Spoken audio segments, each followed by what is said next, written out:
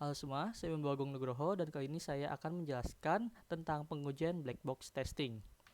Yang pertama, kita harus tahu dulu apa itu pengujian. Pengujian adalah proses untuk menemukan error sebelum dikirim kepada pengguna. Lalu dalam pengujian itu ada yang dinamakan pengujian software. Adalah kegiatan yang ditujukan untuk mengevaluasi atribut atau kemampuan program dan memastikan bahwa itu memenuhi hasil yang diinginkan atau dicari. Lalu ada juga adalah suatu investigasi yang dilakukan untuk mendapatkan informasi mengenai kualitas dari produk atau layanan yang sedang diuji. Nah, lanjut aja langsung ke black box testing. Apa itu black box testing? Merupakan suatu metode yang memungkinkan perancang untuk memperoleh kondisi input yang secara penuh menguji semua kebutuhan fungsional suatu program. Lalu juga ada pengujian terhadap fungsionalitas atau kegunaan sebuah aplikasi yang dilakukan sepenuhnya dengan hanya menilai kebutuhan dan spesifikasi software. Lalu juga ada pengujian untuk mengetahui apakah semua fungsi perangkat lunak telah berjalan semestinya sesuai dengan kebutuhan fungsional yang telah didefinisikan. Yang terakhir juga ada metode black box memungkinkan perekayasa perangkat lunak mendapatkan serangkaian kondisi input yang sepenuhnya menggunakan semua persyaratan fungsional untuk suatu program. Lalu ada yang namanya pengujian. Yang pertama berkaitan dengan pengujian pada interface PL. Yang kedua, black box testing menyinggung uji coba yang dilakukan pada interface software. Ketiga, black box testing didesain untuk menemukan kesalahan. Keempat, black box testing digunakan untuk mendemonstrasikan fungsi software yang dioperasikan. Dan yang terakhir kelima, black box testing sedikit memeriksa struktur logika internal software. Black box testing memiliki kelebihan. Yang pertama, penguji tidak memerlukan pengetahuan teknis pemrograman atau keterampilan IT. Yang kedua, penguji tidak perlu mempelajari detail implementasi sistem tersebut. Ketiga, pengujian dapat dilakukan oleh penguji crowdsource atau outsourcing. Keempat, peluang positif palsu yang rendah. Kelima, pengujian memiliki kompleksitas yang lebih rendah karena pengujian hanya memodelkan perilaku pengguna yang umum. Selain kelebihan, black box testing juga memiliki kekurangan. Yang satu adalah sulit untuk diotomatisasi. Yang kedua, memerlukan prioritas, biasanya tidak layak untuk menguji semua jalur pengguna. Ketiga, sulit menghitung cakupan tes. Keempat, jika tes gagal, mungkin sulit untuk memahami akar penyebab masalahnya. Dan yang terakhir kelima, pengujian mungkin dilakukan pada skala rendah atau pada lingkungan non-produksi. Ikut langsung lanjut aja dalam tipe black box testing. Yang pertama itu ada yang namanya functional testing. Merupakan proses pengujian terhadap fungsi atau fitur spesifik sebuah software. Contoh dari pengujian ini adalah untuk mengecek apakah pengguna software mampu melakukan login dengan lancar menggunakan password, email, dan username-nya masing-masing. Pengujian ini dapat dilakukan untuk memastikan bahwa pengguna benar-benar tidak bisa masuk tanpa informasi seperti username, password, email. Itu untuk menjaga keamanan program tersebut. Kedua, non-functional testing adalah pengujian yang dilakukan pada aspek-aspek tambahan non-functional. Jika functional testing menguji apakah sebuah software dapat menjalankan sebuah perintah atau tugas, non-functional testing dilakukan untuk mengetahui bagaimana ia melakukannya.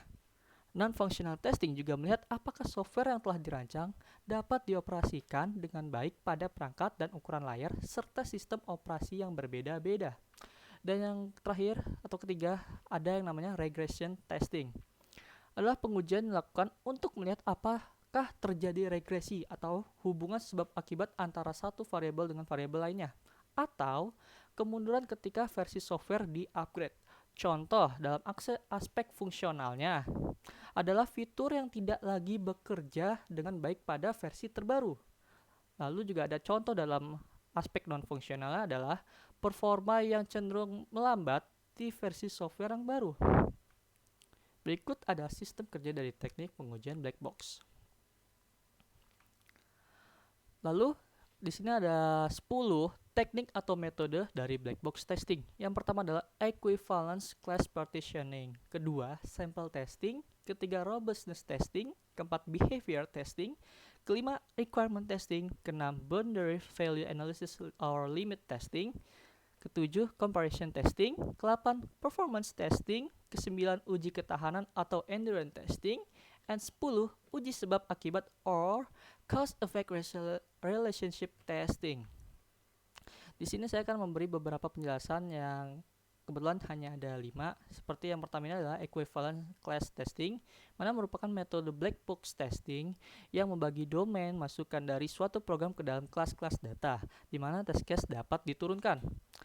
Pertama, bagi domain input ke dalam beberapa kelas yang nanti akan dijadikan sebagai kasus uji. Lalu, kelas yang telah terbentuk disajikan sebagai kondisi input dalam kasus uji. Terakhir, kelas tersebut merupakan himpunan nilai-nilai yang valid dan tidak valid. Kedua, ada yang namanya robustness testing. Data dipilih dari luar range yang didefinisikan. Tujuan pengujian ini adalah untuk membuktikan tidak adanya kejadian yang katastrofik yang dihasilkan akibat adanya keabnormalan. Lalu yang ketiga ada yang namanya behavior testing, suatu pengujian yang hasilnya hanya dapat dievaluasi per subprogram, tidak bisa dilakukan per modul. Keempat ada yang namanya requirement testing, itu menyusun kasus uji untuk tiap kebutuhan yang berkorelasi dengan modul atau CSU. Lalu tiap kasus uji harus dapat dirunut dengan kebutuhan perangkat lunaknya melalui matriks keterunutan. Kelima, ada yang namanya boundary value analysis atau limit testing. Adalah salah satu teknik black box testing yang melakukan pengujian pada batas atas dan batas bawah yang batas bawah nilai yang diisikan pada aplikasi. Prinsip yang mendasari pada boundary value analysis atau BVA yaitu pertama, banyak kesalahan terjadi pada kesalahan masukan. Yang kedua, BVA atau Boundary Value Analysis mengizinkan untuk menyeleksi kasus uji yang menguji batasan nilai input. Ketiga, BVA atau Boundary Value Analysis merupakan komplement dari equivalence partitioning, lebih pada memilih elemen di dalam kelas equivalent pada bagian sisi batas dari kelas. Percobaan pada website Facebook dengan metode equivalent class partitioning sederhana. Itu dimana dalam web Facebook ini saya mencoba untuk masukkan berbagai skenario cara seperti memasukkan email yang salah, memasukkan password yang salah, memasukkan email dan tapi tidak masukkan password, memasukkan password yang benar tapi tidak masukkan email. Itulah berbagai cara yang akan saya coba. Yang pertama adalah saya akan mencoba masukkan email saya. Di sini seperti di sini sudah terlihat ada email saya. Ini adalah password yang benar. Dan kali ini saya akan mencoba mengganti passwordnya menjadi yang salah. Lalu kita lihat apa yang terjadi. Lalu kita klik login. Apakah dia bisa atau tidak? Nah, ternyata akun saya sudah benar, alamat email cuman kata sandinya salah. Lalu bagaimana kalau kita ganti alamat emailnya? Lalu memasukkan kata sandi yang benar. Langsung login. Ternyata email yang saya masukkan tidak terhubung ke akun, walaupun dia masih membaca sebagai akun saya, tapi dia tidak terhubung. Lalu apa yang terjadi bila saya memasukkan alamat email dan password yang sesuai? Lalu apakah yang terjadi?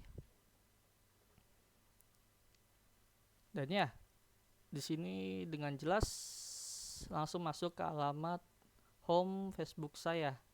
Mari kita coba lagi, di mana kita mencoba untuk tidak melakukan masukan apapun. Ya, login ke Facebook, email atau nomor ponsel yang dimasukkan tidak terhubung ke akun. Oke. Lalu kita tidak masukkan email, tapi kita masukkan password. Kita lihat apa yang terjadi. Ya, dia bisa. We could find an account matching the login info you entered, but found an account that closely matched based on your login history. Ya, dia mengenali saya dikarenakan saya sudah pernah menyimpan password dan alamat email saya.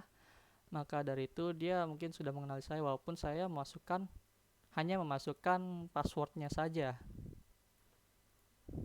Masukkan passwordnya saja walaupun tanpa kita menginput alamat email. Tuh, seperti itu. Sekian, terima kasih.